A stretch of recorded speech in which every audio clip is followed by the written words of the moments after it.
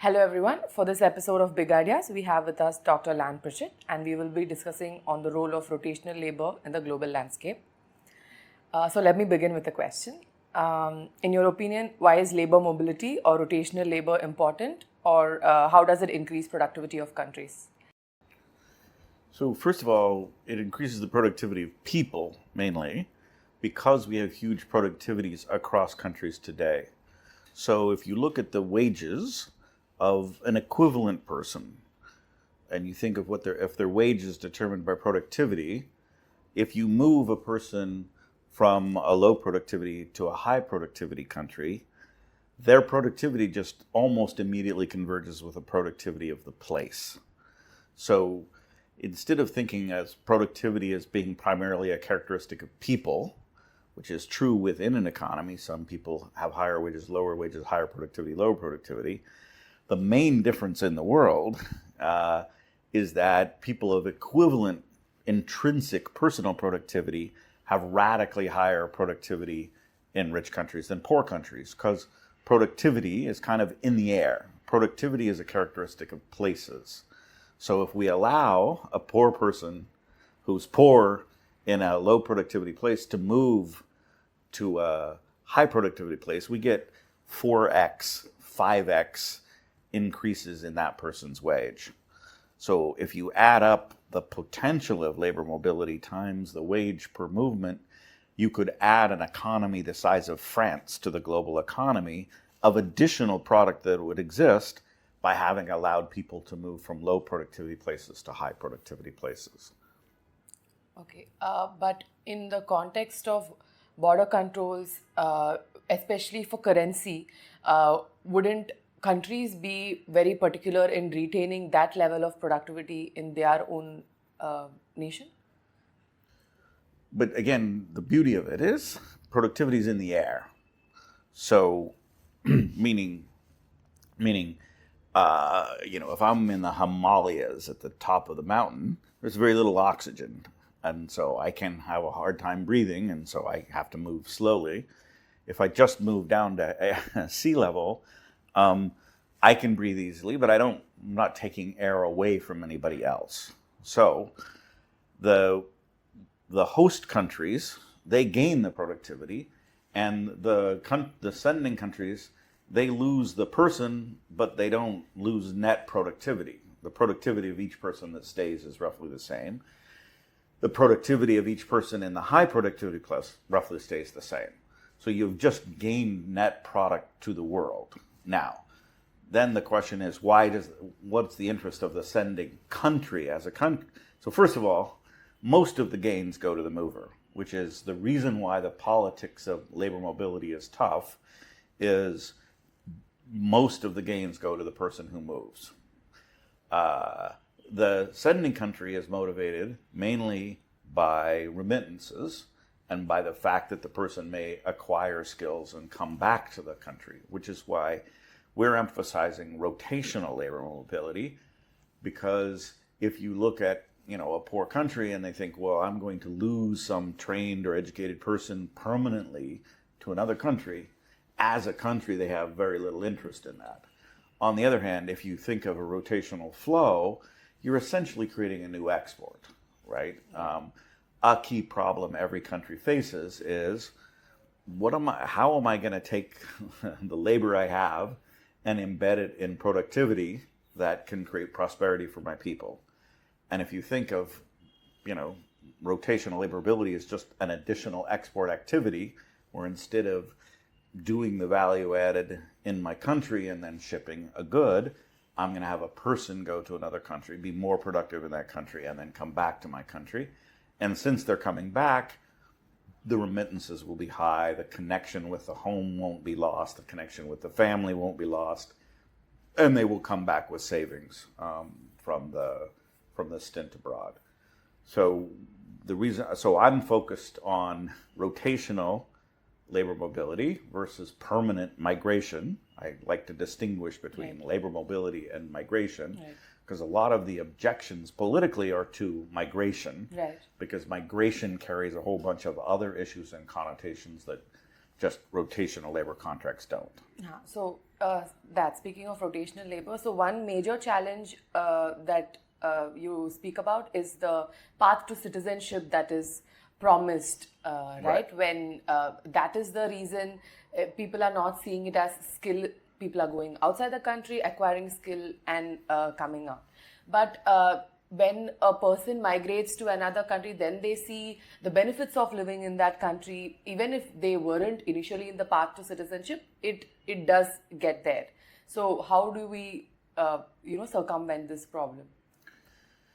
So the main challenge that the rich world faces over the coming decades, I think the future is going to be very different from the past in a way that we're really sure of, because it's demographic. And one thing we can forecast with accuracy far into the future is demographics, because every person who's going to be 50, 30 years from now is already 20 years old. We know who they are, we know their name, we can count them. So we know how many 50-year-olds there will be 30 years from now, which forecasting growth or politics or things 30 years in the future is very dubious, but forecasting demography is very easy. What's happening in the world is traditionally growing economies have had a pyramidal shape where there were more young than there were old. So if you array people by cohorts, 0 to 5, 10 to 15, it was a demographic pyramid. What's happening in every rich country in the world is that demographic pyramid is inverting, and hence that threatens their entire social contract. The social contract that exists in every rich country is the poor work and pay taxes to support the elderly. Well, you can't, on current projections of demography, in Italy by 2050, there's 0.8 workers for every person over 65. 0.8. The existing, health insurance, old age pension, were always built on the assumption, were built at a time when there were 5 workers for every person over 65. So the rich world is just going to need a lot more people working there. And their high productivity, because it's in the air. The productivity is place specific. So they can attract people to their productivity and fill out their labor force. But the biggest challenge is just how big these demographic shifts are. Because if Italy were to fill out its demographic pyramid with the labor they need, just with path to citizenship people, half of all people in Italy would be foreign born by 2050. Which means you lose control of what does it mean to be Italian. So for whatever reasons, Benedict Anderson has a very influential book called Imagined Communities, that a sense of national identity is a very socially constructed thing, but that doesn't mean it's not a very powerful thing. So the main resistance of rich countries to migration is that they will lose control of the future of us. Who is us? Who's Italian? Who's German? Who's Japanese? So what the main thing, we're thinking about is countries in the rich world need to take what have traditionally been 2 questions and make it 3 questions. Meaning, in the past, there's been 2 questions. Who we allow to live and work in our country on the presumption they're on some smooth and reasonably quick path to citizenship? And the second question is, who will we allow to live and work in our country because of the conditions of their distress? So refugees and asylum. And those were the 2 paths by which people were legally allowed to work. The third question is, who will we legally allow to live and work in our country without necessarily being on an immediate and direct path to citizenship? Now, rotational programs could have long-term path to citizenships. If you come, 3 times, 4 times, you gather points to switch to the citizenship path. And that's the third question. Now, the beauty of that third question is it reduces the political and social heat of having felt the loss of control over who we are. Because you can say, look, we can fill out our labor force and not have it be the expense at losing control of the definition of what it means to be a country or a nation. And I think once countries embrace the reality that given their demographics, they have to have 3 pathways. I work with an organization that I co-founded with Rebecca Smith called Labor Mobility Partnerships, once they acknowledge that that third question has to be answered, then we can talk about how do we construct, regular, orderly, legally compliant pathways of rotational mobility. I have one last question. So, especially after pandemic, right, there's a lot of concept of remote work that is coming. Yeah. And people don't see it as a constraint anymore for somebody in California to hire somebody in India and get the job done. So, how do you see the gains or challenges in that context? So, in the end, if your grandmother needs help getting out of bed, you need somebody physically present with your grandmother. If you want your hair cut, somebody has to touch your head. And so I think the remote work possibility, it's past its S-curve. It's already happened, right? It's not the wave of the future, actually. It's the wave of the recent past. And if you analyze, we've done some analysis of take the forecast, say, of the American Bureau of Labor Statistics for occupational shift, and you classify which occupations are actually non-offshoreable, require physical presence to be carried out. There are, and then we break employment into a 2x2. What are offshoreable, non-offshoreable? So lots of things can be done as remote work, and that's grown massively. But lots of things can't. And the consequence of the dramatic demographic shifts means, and I'm not 100% sure these are exact numbers, but something like these numbers are in my publications. In America, for instance, over the next 10 years, there's going to be 1.4 million new jobs, net new jobs, in occupations that are non-offshoreable, require physical presence, and are what we call core skill. They're not professional. They don't require high degrees of, training like doctors and nurses and lawyers and architects. So America kind of needs to fill 1.4 million non-offshoreable, physical contact, person-to-person, core skill jobs. Their net labor force change is negative 800,000. So you obviously can't fill 1.1 million jobs with less people. You need more people. And the wave of the future is there's going to be less native born in the rich countries. Those who are native born are going to be highly educated and want to move up into the professional, not into the core skill work. So you have this massive sort of opportunity of moving, and people have to move. It's not all of it, but I think, like I say, I think the offshoring has happened. Like, there's no the technological breakthroughs that enabled offshoring work are over. Like, they happened 20 years ago. I lived in India in 2004 when there was already a huge boom in net creation of, offshore work. That's not really the wave of the future. And the wave of the future is there's going to be a lot of physical contact work that's still required, and for that you need people.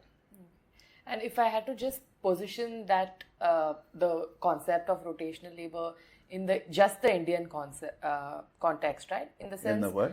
In the Indian context. Oh, right. About, like, we are seeing more and more people going from rural areas to urban cities now. I know there are not the usual challenges of maybe citizenship involved or border controls involved, but you, like you said, the ownership of, okay, I belong, what does an Italian mean? Like, that you can see half the people are generally getting comfortable with it. For instance, you can see how many Marathis are there in Bombay, for instance. Similarly, Bangalore, you see people coming all across. So do you have any thoughts on that?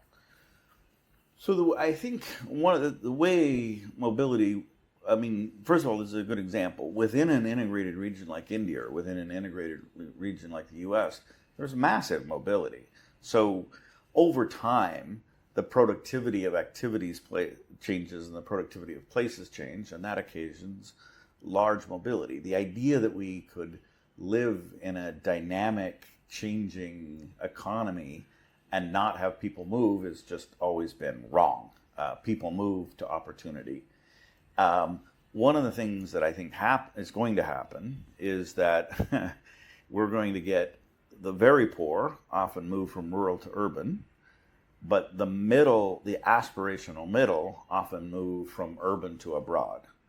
And so I think we're going to get more of both types of mobility, because the income gain from, moving abroad is massive, even bigger than the income gain from moving domestically.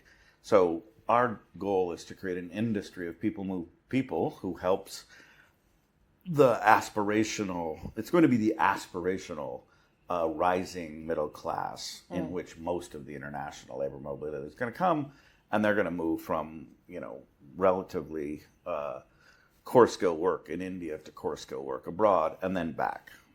So I think we're going to have both types of mobility, but most of the literature shows that the propensity to move of a person is not linear in your income differential with the place you're moving. So you might think the poorest people are the ones that are most likely to move. That's not true of moving abroad.